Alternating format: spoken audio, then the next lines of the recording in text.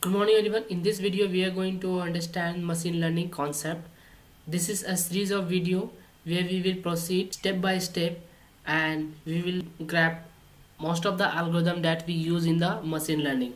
So in order to learn machine learning we have to create an environment and we have to install the basic libraries and the software that is useful for the machine learning. So in this video we are going to set up a Jupyter and we will install a pandas libraries. So first what we will do, we will create an environment and where we will install the pandas, then we will install the Jupyter lab and then we will run the Jupyter server which will open our IDE in browser. So let's start the coding here. First we will open a command prompt. So I have already opened the command prompt.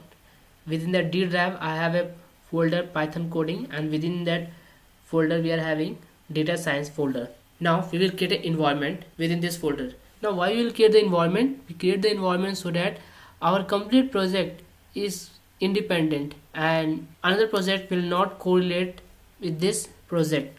So whatever the library that we are going to use within the environment, that will be stick or combined within that particular environment. And if you create some other environment and then you try to use the libraries which you have installed in some other environment, is not going to accessible in the new environment. So first we'll create environment. For that we have to type a command mk virtual environment env, mk virtual env, and then we'll give the environment name. I'll give the data science which is the folder name so that I won't forget later. So now, so it is saying that data science is already exists, so we have to first remove it. For remove the virtual environment we have to type rm virtual env data science. Now you can see it has been deleted. Now we will create the virtual environment, virtual env data science. Okay, here you can see that our environment has been created and this complete prompt is prefixed with the data science within the bracket. So it says that we are going to work within the data science environment. Okay, one more thing which I want to tell, that if you have a data science as a virtual environment and you have closed the command prompt, suppose I'm closing it. Now again I'm trying to open it. Now as we know that we are having environment within this folder, so how we will go in, we will type work on data science. Now you can see that we are within this environment. Now you can see that we are within this data science environment. Now what we have to do, we have to install pandas and Jupyter lab. So first we will install the panda. For that we will type pip install pandas. Great, so we have installed the pandas library within this environment. Now we will install Jupyter lab. For that we will type pip install Jupyter lab. Be careful when you are installing any libraries, the spelling must be correct. So now I am installing the libraries Jupyter lab. Okay, now we will start the Jupyter server. For that we have to type Jupyter notebook. It will start the Jupyter server and we will get a browser open. So just run it. Now here you can see our browser get open and it has opened a data science folder. We can see here that we are having a data science. Within the data science we are having a folder mobile data. So you can observe here that we are having a mobile data CSV file. So it is open a data science folder here. Let's see the content available in mobile data.csv file. Just click on it, it will open another tab. Here you can see we are having a data in a matrix form, rows and column, where the first line is actually a column where you can see this is as mobile. So where you can see the first column is mobile, then countries, quantity, sell, profit.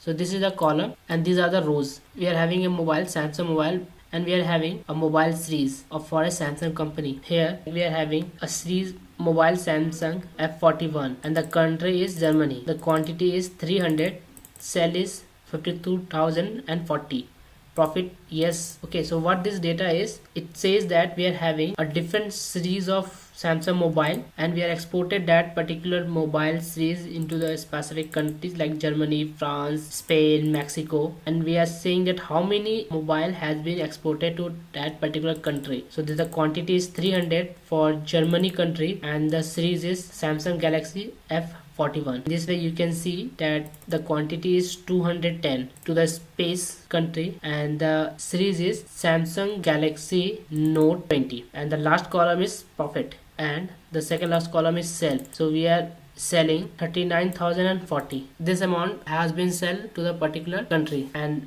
did we get the profit or not? So we get the profit. Yes, we got a profit from Spain country. So is there any country where we didn't get the profit? Yes, no. So here we are not getting any profit. So we sell Samsung Galaxy M51 to France country. 198 mobile has been sent and the sell amount is 26,450. After sending 198 mobile, it sell to 26,450 and at the end we didn't get the profit. So this is the common data on which we are going to work on. In this data we also have to observe that we are having some data as empty. So here we are not having the profit for Samsung Galaxy M31 series in the space country. This way we will also see that some other data like this is the profit data is empty.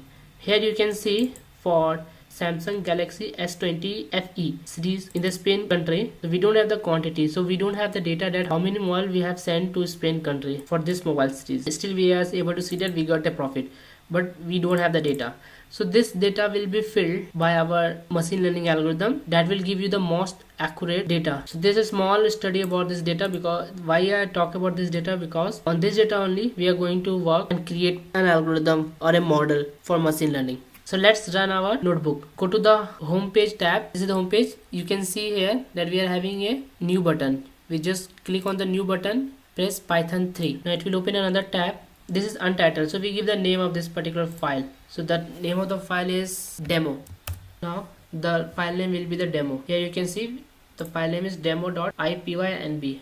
IPython notebook. Okay, now what is the first thing that we have to do? We have to import the pandas, because pandas is a library which is a data analysis library from which we can collect the data and work on the data. So in order to use pandas we have to import the pandas. For that we will type import pandas as PD. You can give any name, but PD is the most convenient name for using pandas. So now in order to run this line of code, either you can press shift enter or you can directly go and click on run button. So now I'm going to click on run button. So now you can see here 1 has been entered into the bracket. So now you can consider that it has been run successfully. Now as you have imported the pandas library, we have to import the data set. So for importing the data set we have to use method read_csv that will return a data frame. So we will use data frame as a variable and we'll use PD, which is panda.read_csv, and within this parenthesis we will give the file name mobile_data.csv. Now we have to run this line. Now I will hit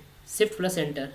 Now we can see what the data frame variable contains. We'll just type data frame and hit shift enter. So this is the output for this line, and now you can see we are having 12 rows started with index 0 and 11 as the last row, and we are having the 5 column. Now understand one more thing, that our data is small, so our data is adjust within this screen, but you might find sometime the data is too much. I mean the number of column is not enough to set into this particular console. It could be like 50 column, then 50 column won't adjust in this screen, and the row must be like it is having only 12 row. It can be like 20,000 rows also. So in that case we want to see, then you can directly use an attribute of the data frame which is called shape. So I'll just type data frame.shape, shape. This is the attribute and I ran it. You can see here it is a tuple actually in Python. So the first index is 12, which says that number of rows, and the second is 5, which says number of columns. So this information says that we are having 12 rows and 5 columns. If you want to some more data about this data set, you can also use dataframe.info method. Okay, the dataframe.info method, it will give more informations. Okay, just understand this. It says that it is actually a class which is of data frame class. It has the range index 12 entries, 12 rows. As I said, it is started with 1 to 11. So it says that 0 index to 11 index, and total it contains 12 rows. Now data column, so it has total 5 column. Mobile, country, quantity, sell, profit. It has only 5 column. Now informations about the column. This is the mobile and mobile column. This is the country column, quantity, sell, profit column. Now it's a non-null count. It says that how many rows are there which is not null. So you can see mobile having full data, so it says 12 column. Countries having all the row filled with data, so it is having 12. Quantity is 11. It says that it means that one of the row or one of the cell is empty for column quantity column. So you can see which one it is. It is says here NaN. So here the data is empty, so that is why it says 11. Now cell, you can see 10. It means the two cell is not filled with data. The first is 4, the first is here and the second is the last row. And the profit, you can see 12. All the profit column has been filled. You can see the data type. It says object. This also says object. Mobile and country is in string. You can see this is the string, this is the string, and the third row profit is also a string. So this string is representing as an object here, and the float 64, which is a decimal value. You can see here that this is a decimal value. So it says that to float data type is available. Now data type float is two column which is having a float data type, and 3 column which is having an object data type, and total amount of memory it has been used is 400 byte. So this is the small information regarding the data frame. Now I'll tell you 2 more command which is very helpful to see the data set. The first is data frame dot head. This functions is used to show the set of row, and the number of rows is 5 only. So you can see it shows only first 5 rows. But if you want to see first 6 rows or first 7 rows, you can directly enter number of rows you want to see. Suppose I want to see 7 rows, I'll just hit 7 here. So you can see 7 row is displayed, and this is from top to bottom. If you want to see the number of rows from bottom, then you can use tail method, data frame dot tail. Now you can see it started with the 11th index, which is the last row, and you can see the number of row is 5. The same way if you want to see last 6 row, last 6 row, within the parameter just give 6 and run it. You can see we are having a last 6 row. So this is a small introductions regarding the data set and the pandas attribute and functions. We will understand more about the data frame in the coming video. Data frame is very important in order to understand the machine learning, because we basically work on the data. So we have to know what the data frame is, how the data is represented, and then only we can analyze the data and we work on the data to create our own model. So this is all for this video. In the coming video, we will understand more about the data frame as well as the filtering, feature scaling, and other concept that is widely used in machine learning. If you like this video, please hit the like button and don't forget to subscribe it. Thank you very much.